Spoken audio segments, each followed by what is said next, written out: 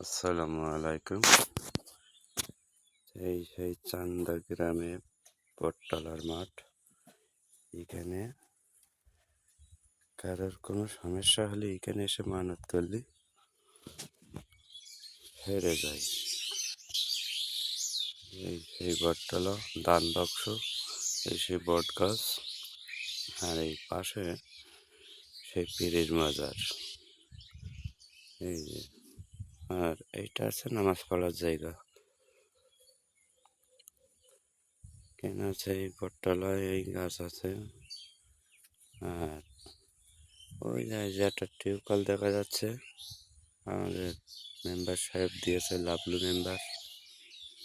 মাঠের লোকজন কাজ করে পানি টানি খাবে।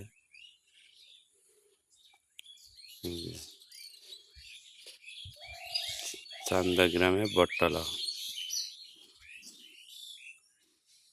জুম্মার দিন আজ এই পর্যন্তই। আসছি মাঠে ধান দেখতে, আর এই বটতলাটা একটু আপনাদের দেখালাম। এই পর্যন্তই। ভালো থাকো, সুস্থ থাকো, ধন্যবাদ।